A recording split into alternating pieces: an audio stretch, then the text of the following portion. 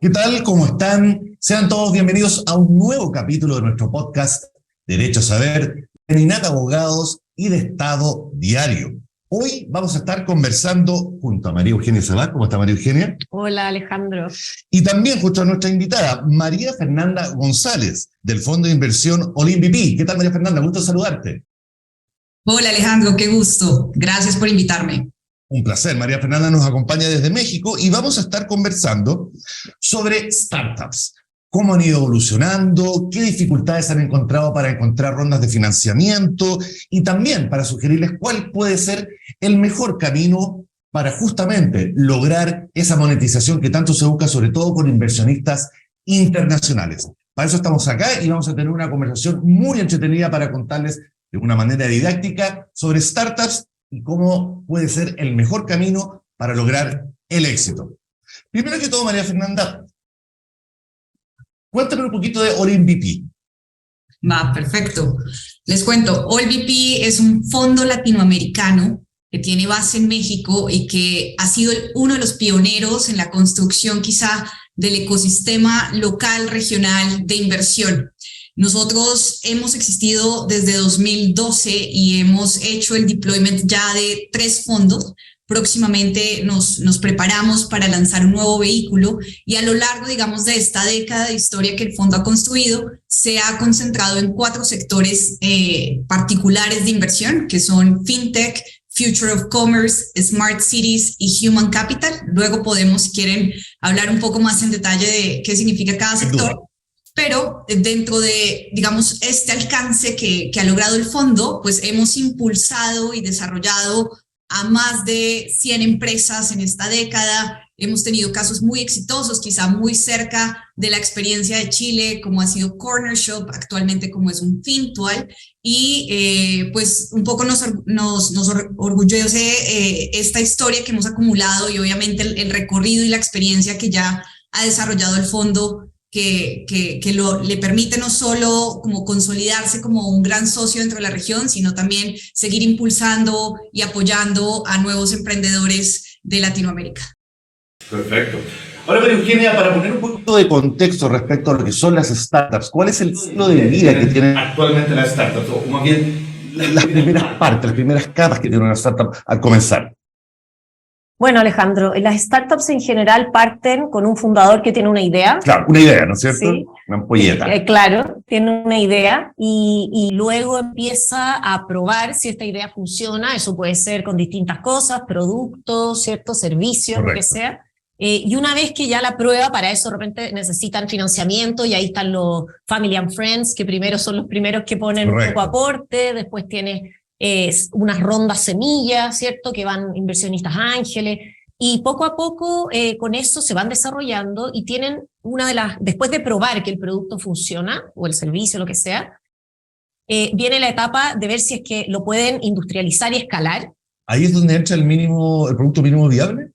Claro, en el fondo ahí tú tienes que ver si es que efectivamente, porque una cosa además es tener el producto que funcione, otra cosa es si tú lo puedes escalar. Correcto. A nivel de mayor volumen, porque esa es la manera, una startup se caracteriza por tener un crecimiento muy rápido, a diferencia de otro emprendimiento, ¿cierto? Como normal, más tradicional. Entonces necesita esta etapa de escalamiento, para lo cual ya empiezan a hacer rondas más grandes.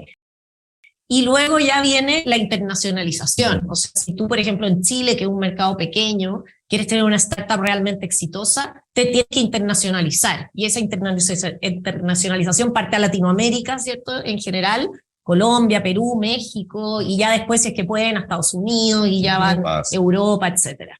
En ese sentido, y esto es una pregunta ya para las dos, ¿cómo han visto la evolución de las startups y sus ciclos de vida, particularmente después de la pandemia que hemos estado, de la cual vivimos, digamos, entendiendo un poco que durante la pandemia justamente hubo un boom de tecnología? ¿Cómo han visto esa evolución al 2022, digamos, y con cara al 2023? Yo creo que esa es una gran pregunta, porque si bien hay un síntoma como que parecería evidente, que es justo este boom, esta aceleración que se dio en el número de oportunidades y en el número de emprendedores que aparecieron en la región, también yo creo que fue un momento donde confluyeron dos fenómenos adicionales, y es, de un lado, pues se hizo evidente dentro, digamos, del contexto más general, dentro del contexto macroeconómico e incluso desde las regulaciones locales, que era necesario facilitar y habilitar un ambiente regulatorio que le permitiera a muchas soluciones digitales empezar a funcionar, a operar y a integrarse, digamos, como al deber ser de un país. Y entonces lo que empezamos a ver a partir de la pandemia era que si bien ya existía software, ya existían ideas, ya existían emprendedores que estaban prestando estos servicios, pues faltaba un poco como integrar nuevos actores, sobre todo actores desde el Estado, desde el sector privado más tradicional, que estuvieran dispuestos también a apostarle y a desarrollar este tipo de iniciativas. Entonces, yo creo que también con la pandemia pues se dio una oportunidad enorme de traer a la mesa jugadores que todavía no tenían como cierta convicción de por qué existe una startup, por qué existen ciertas soluciones, por qué solo con tecnología. Y creo que la pandemia abrió una oportunidad magnífica justo para traerlos y para poder acercar diferentes actores que permitieran como que el conjunto de oportunidad, talento, regulación, empezar a hacer el ambiente correcto para que esas oportunidades pues se potencializaran y que tuvieran la escala que hoy empezamos a ver. Ese como un fenómeno. Y el segundo fenómeno, sin duda, tiene que ver también con un poco el contexto latinoamericano, donde tenemos un poco más de penetración de Internet. Empezamos a tener usuarios que empiezan a tener mucho más conocimiento y habilidad de cómo interactuar con estas herramientas, porque una cosa es tenerlas y otra cosa es saberlas usar. Y creo que justo para el momento en el que estalló la pandemia, pues ya venía una nueva generación formándose, una generación mucho más educada y un poco más formada permanentemente con el contacto de soluciones digitales. Y en medio de una crisis como la que a todos nos tocó vivir, pues también aquellos que quizá no habían sido expuestos a utilizar diariamente, ya sea una app, entrar a un website o interactuar quizá cada vez más con Internet, pues se vieron en la obligación de empezar a aprender y a tener como esa aceptación y esa incorporación en su día a día de herramientas digitales. Así que yo creo que estos dos fenómenos, unido con el talento que ya existía y las soluciones que se estaban gestando, pues fueron una mezcla perfecta para poderlas posicionar, potencializar y obviamente darles mucha visibilidad de lo que pueden hacer, pero sobre todo de lo que viene, ya que no significa que todo haya quedado solucionado, digamos, solo por el surgimiento de algunas de estas ideas. Ahora, María Eugenia, ¿tú crees que ha aumentado justamente post-pandemia el número de startups que están apareciendo? De todas maneras, por lo que dice María Fernanda, ¿cierto?, de la penetración de Internet y de la tecnología, que la gente se vio obligada un poco en la pandemia a usarla. Entonces, ahí yo creo que se produjo un avance, un salto de varios años, tal vez, de cómo iba a ser. Y también ocurre que se han visto los casos de éxito. Entonces, los emprendedores ven a Corner Shop, ven a Notco, ven Betterfly y dicen, oye, esto se puede hacer. Así es. Gente que era como yo, que partió como yo, mira dónde ha llegado. Entonces, yo creo que han ido surgiendo cada vez más porque la gente se está atreviendo también más y porque los inversionistas también se atreven. Que es la otra parte, digamos. Porque al final tú puedes tener una idea increíble, pero si no tienes financiamiento para llevarla a cabo, no te sirve. Entonces, ahí es donde entra también que se han metido family office chileno o incluso empresas tradicionales han empezado también a hacer venture. Entonces eso es muy interesante. Y los fondos chilenos, pero también internacionales, que también han creído en empresas chilenas. Hay un detalle que mencionaste, María Eugenia, que tiene que ver con que empresas tradicionales se hayan metido a las aguas del venture, digamos, para otorgar, digamos, financiamiento. Cuéntanos un poquito respecto a cómo ha sido esa transformación o qué cosas han sido las que han permitido que empresas más tradicionales efectivamente ahora se atrevan a meterse al agua del venture. Yo creo que principalmente por la innovación y por el temor de quedarse atrás.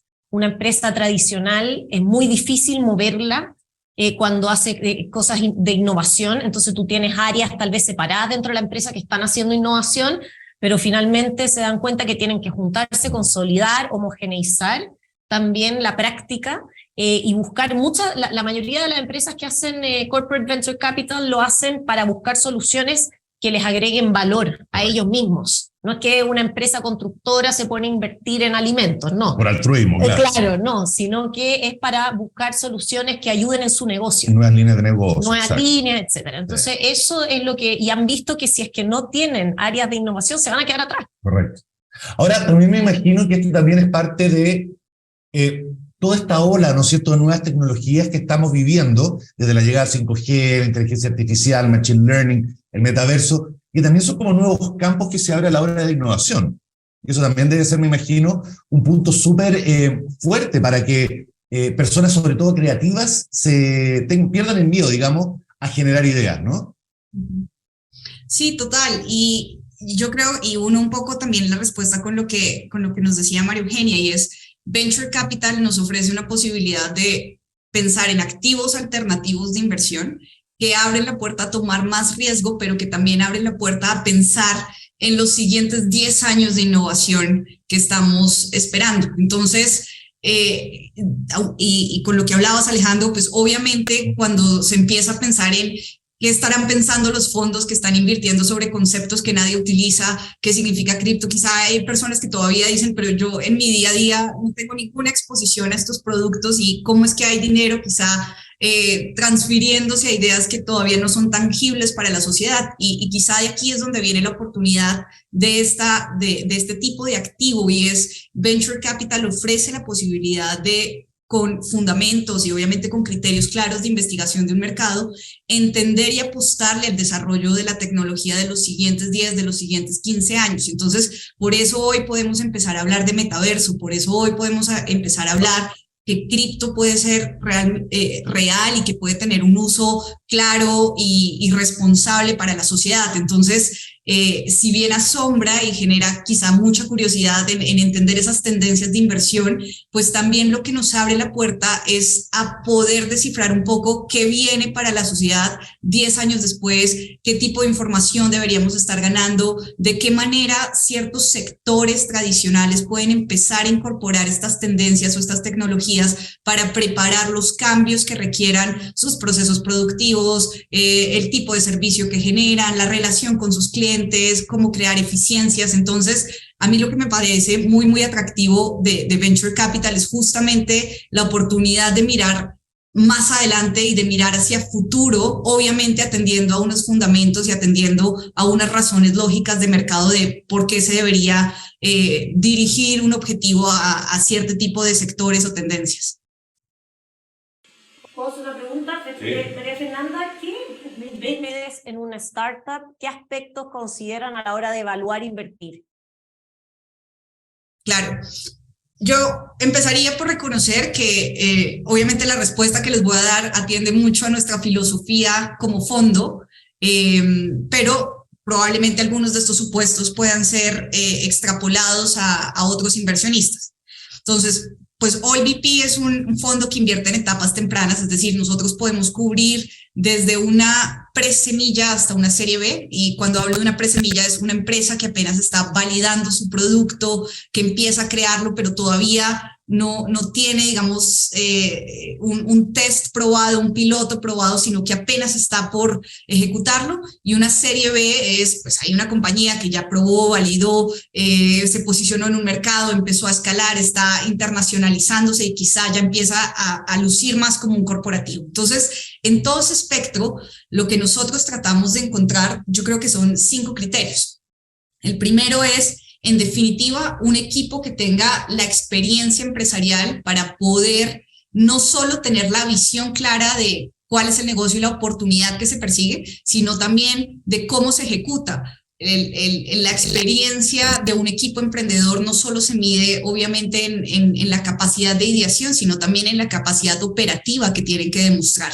Entonces, para nosotros, por ejemplo, una forma de poder validar esto es ver cuál ha sido el recorrido de este emprendedor, cuál ha sido el recorrido respecto al problema que está solucionando. Ha trabajado en una industria que lo conecta con ese problema, tiene claridad, quizá por experiencia previa en su trabajo, de cómo se va a solucionar el problema que está atendiendo particularmente en el sector. Eso es lo primero. Lo segundo es, nosotros buscamos que el área de oportunidad en la que está trabajando el equipo se encuentre dentro de un mercado lo suficientemente grande. Es decir, no apostamos a nichos muy particulares o específicos de un mercado, de un país muy particular. Nosotros queremos que el tamaño potencial del mercado en donde va a operar el emprendedor sea lo suficientemente grande que le permita seguir como creciendo en mercados, en geografía, en países, y como que no tenga una restricción de cómo posicionarse o que tenga que ir quizá a generar fricciones con quizá, no sé, monopolios, oligopolios que solo existen en determinadas industrias. Lo tercero es que lo que esté creando el producto realmente traiga una ventaja y una diferencia clara frente a otras soluciones del mercado. Es decir, que ofrezca algo más eficiente en términos de precio o que ofrezca algo en términos de tecnología que no estamos observando en otros jugadores. Es decir, que empiece a crear y a defender, gracias a su producto, como su aparición en el mercado, a posicionarse como jugador y a crear como estas barreras de entrada que hace que para otros jugadores que quisieran participar sea muy difícil quizá o desarrollar el mismo nivel de tecnología o desarrollar el mismo nivel de eficiencias en términos de precio. Luego, pues obviamente que como cuarto criterio, que haya un camino razonable a que esta inversión tenga una salida. Así, y esto lo pensamos desde el fondo, y es así como queremos entrar, apoyar y caminar durante casi una década con el equipo emprendedor. Para el fondo también existe un deber hacia sus inversionistas, y para nosotros tiene que haber un camino claro de cuál va a ser la ruta de crecimiento y la oportunidad de salida de esta inversión. Eso significa que nosotros queremos ver oportunidades que sean del interés quizá de una IPO o que tengan la posibilidad de ser adquiridas por grupos más grandes o por jugadores importantes dentro del mercado. Y en esa ruta, si hay credibilidad, pues nosotros claramente podremos participar. Y lo último, que quizá ya es un poco evidente, es tiene que haber incorporación y uso de herramientas tecnológicas. Creemos que la tecnología es base para cualquier desarrollo futuro que pueda ser acelerable y pueda ser escalable. Entonces, estos 5 criterios son los que, al menos de la mano de AllVP, nos guían a analizar cada oportunidad de inversión que tenemos. Perfecto. Ahora, pregunta también para las dos, pero particularmente para ti, María Fernanda. Te voy a hacer la pregunta al revés. ¿Cuáles son las principales murallas con las que se encuentran las startups cuando van a ustedes? ¿Qué es generalmente lo que las detiene, digamos, a que ustedes inviertan en ella? Yo creo que hay como 2 razones. La primera, nosotros queremos ver equipos que tengan esta vocación de internacionalizar su negocio desde el primer momento. Sabemos que en una etapa de validación quizá hay que empezar con estrategias de concentración en un mercado, pero para nosotros es supremamente importante que haya un entendimiento de cuál es el siguiente paso y cuál es el siguiente mercado a atacar. Y entonces diría yo que quizá la barrera, donde hay quizá a veces razones de rechazo comunes, puede ser en este punto donde el emprendedor tiene muy claro las condiciones para competir en el lugar donde nació, pero no sabe ni tiene claridad de qué es lo que tiene que hacer para seguir creciendo y para seguir descubriendo mercados. Y esa falta de claridad, o a veces quizá puede ser un tema circunstancial, operacional, etcétera, pero esa falta de claridad a nosotros nos genera, digamos, un red flag en el que decimos, quizá hay que darle tiempo a este emprendedor para que termine de entender cuál es el momento en el que se siente listo para operar en un país más grande, y ahí podemos volver a hablar. Entonces diría que esa es la primera. Y la segunda es cuando vemos que hay equipos que están trabajando sin haber entendido el tamaño de su mercado. Entonces vemos soluciones o muy locales o soluciones que todavía no tienen un caso de uso claro. Y por más de que nosotros podamos creer en la oportunidad, necesitamos entender que obviamente lo que se esté por validar, pues vaya a tener la aceptación o vaya a tener un caso de uso particular donde realmente se va a poder validar que la idea es importante. Entonces, cuando hay confusión en el producto y en cómo se va a utilizar, eso también es un red flag para nosotros, que también es en ese momento lo que hacemos es dar tiempo, esperar y permitirle al equipo como terminar de investigar lo que necesita. En ese sentido, yo creo que la conformación de los equipos también es importante, porque muchas veces uno ve a los desarrolladores, ¿cierto?, de la tecnología, pero tienen que tener a alguien comercial, claro, porque tú tienes que, como tú dices, estudiar el mercado y tener un plan de negocios claro, definido, madurado, para poder seguir avanzando. Y eso yo lo he visto en las startups más exitosas, es que tienen ambos componentes. No se olviden que es un negocio al final, si eso es. Más que una idea, es un negocio, exactamente. Ahora, María Fernanda, te quería preguntar respecto a las áreas por donde más bien aparecen las startups. Tú mencionaste 4 áreas al comienzo de la conversación. ¿Por qué no profundizamos un poquito más en ello? Claro, perfecto. Mira, yo iniciaba contándoles que en OLVP nosotros invertimos en FinTech, que obviamente quizás este es el caso más común y más cercano a todos en el día a día. Claro, pues no diría que tiene preferencia, pero sin duda es como el sector donde más familiarizados estamos todos, ya sea porque hemos tenido experiencias con un neobanco, hemos tenido experiencias invirtiendo en Fintual, no sé, es como un caso que es fácil de entender. Ese es como nuestro primer sector. Y obviamente es un sector en el que vemos la oportunidad, una oportunidad enorme de seguir profundizando, transformando, creando infraestructura y sobre todo generando oportunidades de bancarización y de uso de productos financieros a Latinoamérica. Lo segundo tiene que ver con Future of Commerce, que aquí caben muchas cosas, pero yo lo enfocaría más desde la perspectiva del retail, y es cómo podemos lograr generar comercio al por mayor, usando herramientas digitales, cómo eso hace sentido, cómo podemos reemplazar o quizá ayudar a impulsar negocios tradicionales como tiendas de barrio, y cómo esas tiendas de barrio pueden apalancarse del uso de tecnología, ya que tienen acceso quizá a una red grande de compradores. Entonces, no hay un solo modelo que haya que perseguir, quizá aquí dentro de retail, pero seguro para nosotros lo más importante es encontrar esas conexiones de valor y ese uso de tecnología que hacen que el comercio al por mayor, pues, sea más eficiente, tenga oportunidades de mejora en cuanto a costos de transacción y obviamente haya más conectividad y más facilidad de gestionar lo que hay detrás de todo el manejo de estos negocios, sea logística,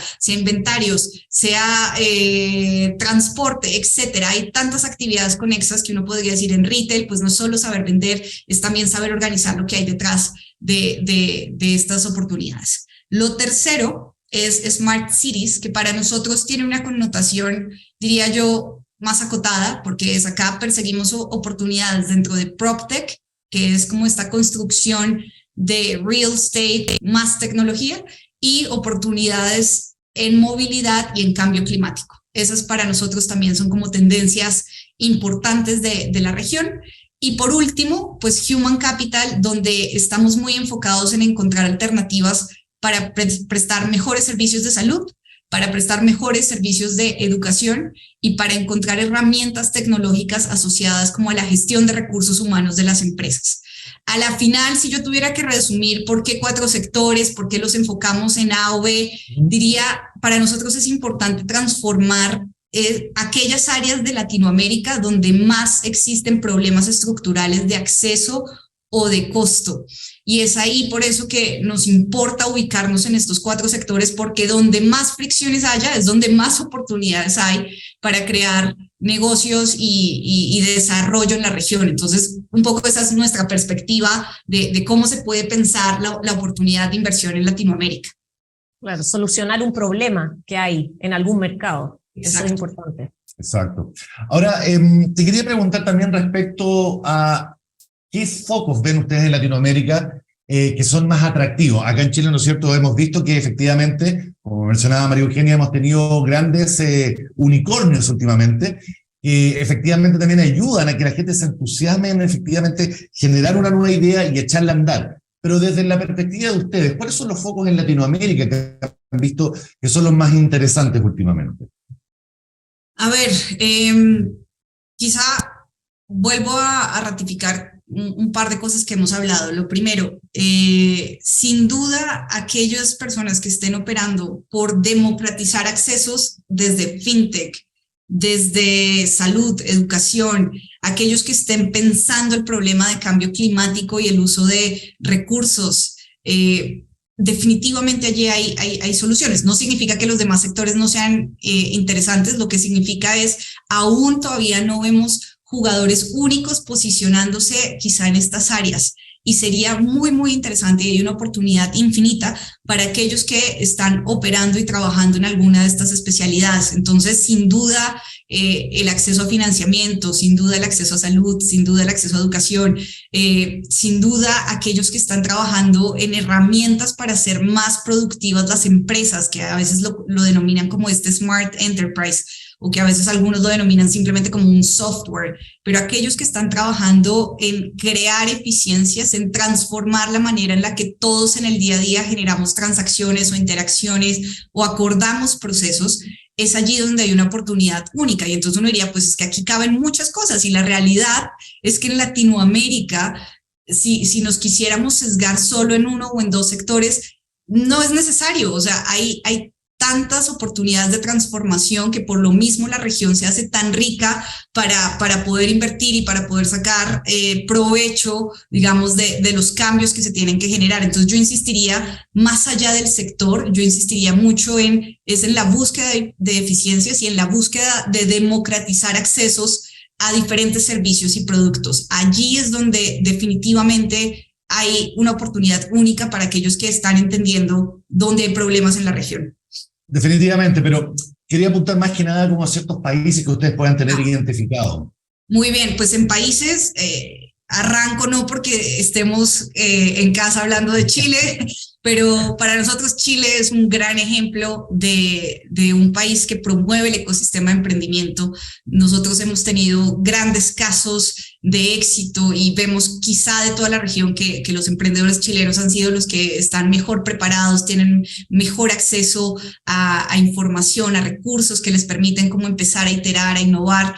Así que Chile es uno de esos países y esas regiones que está en nuestra mira, en nuestro foco. Diría yo que al lado de Chile también viene quizá un reto que va asociado, digamos, como a ese ecosistema tan próspero, y es saber operar luego en condiciones un poco más desafiantes por fuera de un país donde las cosas funcionan relativamente bien. Entonces, eso es como una contradicción interesante, pero que hace que el emprendedor chileno, que una vez logra entender su país y empieza un proceso de internacionalización, pues aquellos que tienen esa adaptabilidad y esa flexibilidad para ir entendiendo otras condiciones un poco más caóticas o burocráticas, pues los hacen emprendedores casi que estrella y los hacen tener un expertise único para cualquier fondo que quiera invertir en ellos. Entonces, Chile siempre ha sido un gran caso de éxito para nosotros, y conectado a Chile, pues ya tenemos otros dos países que por el tamaño de su población y por las oportunidades de transformación que mencionaba hace un momento, pues también son muy especiales para nosotros, que de un lado está Colombia y del otro lado está México. Entonces, nosotros a la final, entendiendo como estos tres países que vemos como oportunidad, movimiento, talento, pues al final lo que vemos es casi que queremos invitarlos a todos a pasar por la experiencia de México, principalmente como siguiente camino de internacionalización, un poco para que entiendan los retos de funcionar en mercados muy grandes, con gustos muy diferentes y con condiciones de casi que de personalización de productos y de comunicación únicos, que hacen que aquellos que logren validar México puedan seguir una ruta de escala a los países y destinos que necesiten seguir escalando. Entonces, para nosotros, digamos, estos tres puntos en Latinoamérica son claves, y creemos que en definitiva hay que seguir teniendo esa ambición de probar no solo que la solución funcionó en donde nació, sino luego en un mercado más grande y luego en un mercado muchísimo más exponencial, hasta que el equipo tenga la certeza que tiene la capacidad operativa de volverse global y obviamente de seguir escalando. Perfecto. Finalmente, ya para ir cerrando la conversación, porque lamentablemente el tiempo nos está guiando, a las dos les quería pedir, no sé si tienen alguna recomendación, alguna sugerencia para la gente que nos está viendo y que se quiere atrever, pero todavía les falta un poquitito, les falta el empuje. ¿Cuál sería de corazón alguna sugerencia que les podrían dar a la gente que nos está viendo para comenzar una startup de manera correcta? Bueno, yo creo que primero ratificar que no hay mejor momento que el actual, a pesar de la incertidumbre, para empezar a trabajar en aquello que nos preocupa o aquello que nos genera quizá pasión. En definitiva, aconsejaría acompañarse de un buen equipo.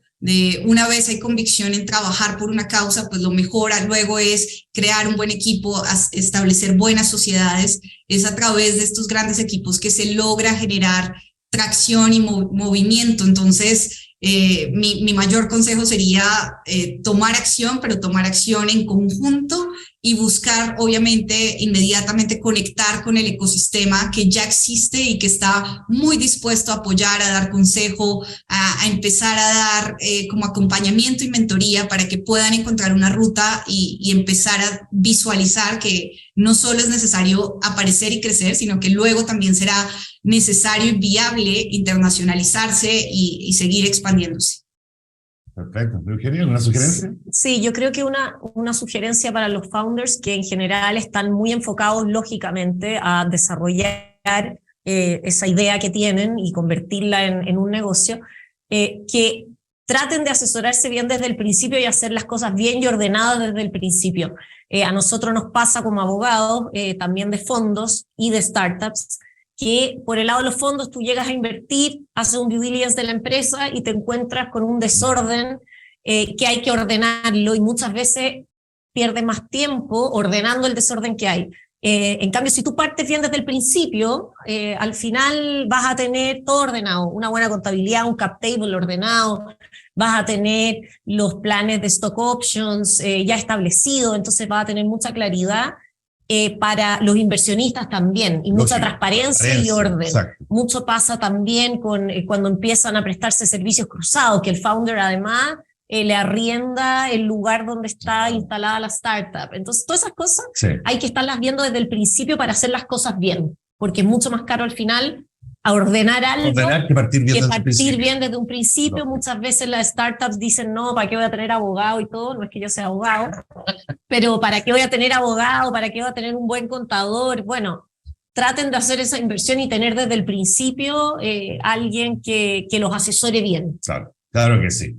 Bien, María Fernanda González del Fondo de Inversión All-in-VP de México, muchas gracias por haber aceptado nuestra invitación para nuestro podcast Derecho a Saber, para tener esta interesantísima conversación respecto a startups, ¿no es cierto?, cómo han evolucionado y cuáles son las mejores sugerencias para seguir adelante. Muchas gracias por haber participado con nosotros. No, a ustedes, qué gusto haber estado aquí. Un placer. María Eugenia, también un placer como siempre, de la casa, pero siempre un placer tenerte con nosotros. Y nosotros, por cierto, nos volveremos a encontrar próximamente en un nuevo capítulo del podcast Derecho a Saber. Que estén muy bien y que tengan una excelente jornada. Nos vemos.